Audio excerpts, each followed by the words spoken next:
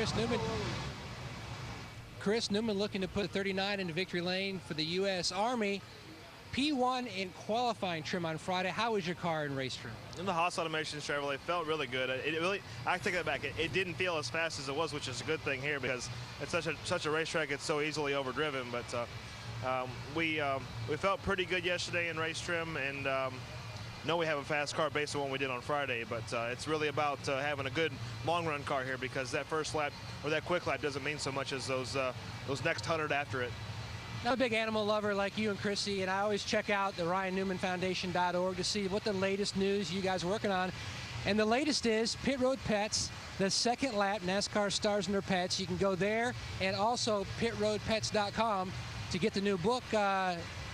Pretty exciting, and go ahead and flip through. And by the way, you've got to see Daryl and his family. I'll tell you what, I'll swap you. You take the book, I'll take the Coke, and you can flip us through. But it's a great book, so much great photography. Yeah, it's our second edition of the book. It's about NASCAR stars, drivers, TV personalities, car owners, people that really love animals in the NASCAR community. And it has two purposes. Number one, to raise awareness about the overpopulation of animals and what we can do to help out as humans to control that overpopulation. Each year there are over 5 million animals that get euthanized. So it's a tool to raise awareness about that. It's also a tool to raise funding to help with the Humane Alliance. And by the way, there's Dick Berggren in Indy. Dick Berggren in Indy. Who else do we have in here? We've got the three-time champ Darrell Waltrip and his family with their dogs. DW. A little photoshopping on DW there, but the dogs were they're all natural. Who else we got here? Yokum. I got to show my my little gang. Yokum and his trio. Yeah, my trio. And I'll tell you what, you go through here, and it's just so exciting. I mean, you got Robin Pemberton from NASCAR, Tony Gibson, your crew chief. You flip on through, Darian Grubb, a host of drivers, Rick Hendrick. And Rick Hendrick had the only parrot in the book. Flip one more page. That's his parrot there. Dale Jarrett. This year we did a little different. Chrissy did a little different, actually. They included the fans, which was really neat. I think Bristol, Michigan, and one other racetrack, they went around and got pictures of the fans that bring their animals to the racetrack, which was really neat. We know ourselves that we couldn't do any of this without the fans, so to include the fans in our book was something that she did, and I think was very good as well. So the fans, Dale Earnhardt Jr., Tony Stewart, Casey Kane, just a host of people. Yeah, it's like I said, it's just a tool to raise awareness. I think $24.95 at RyanNewmanFoundation.org or pitroadpets.com, and it's available here at the racetracks at the souvenir trailers. So it's just stories about people and their pets. I mean, it's pretty neat. I like it. She did a great job. That's our six-pack on the cover there. So you got Fred and Harley and Mopar Digger, Sox, and Duncan, and they all have their own individual stories, and you'd read about them.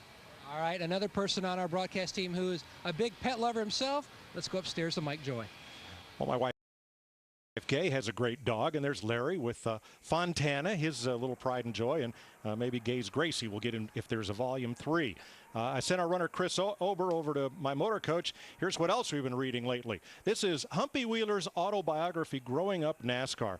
Humpy's the greatest promoter in the history of NASCAR, in that promoting means getting people outside the sport to pay attention, with ticket sales being the outcome.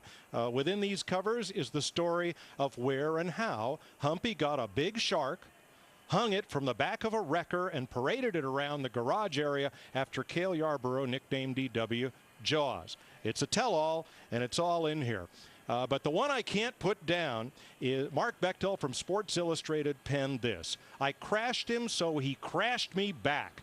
Now, if that doesn't sound like Donnie Allison, I don't know what. But it's the story of 1979, beginning with how the Daytona 500 got on live television, thanks to Ken Squire, Barry Frank, and Neil Pilson at CBS. And what happened the rest of that season as Richard Petty, Darrell Waltrip, Dale Earnhardt, the Allisons, and Cale all battled for the championship. Yeah, the story gets a little off track sometimes, but that's what makes it, in my book, a can't put down. This is a great story for anybody who wants to learn about the history of NASCAR and how rough and tumble it really was back in the good old days. Chris? Thanks, Mike. We're going to continue. Instead of Oprah's book club, we have Darrell Waltrip's recommendations. That's what is that, Darrell? What are you reading? It's Chris Myers' book. You can buy it on DWStore.com, by the way, and it's a real easy read. Yeah, it's a good bathroom book. All right, Jeff. All right, Jeff's book. We got crayons for you. DWStore.com. I just started reading. Look at that. I'm on my half through.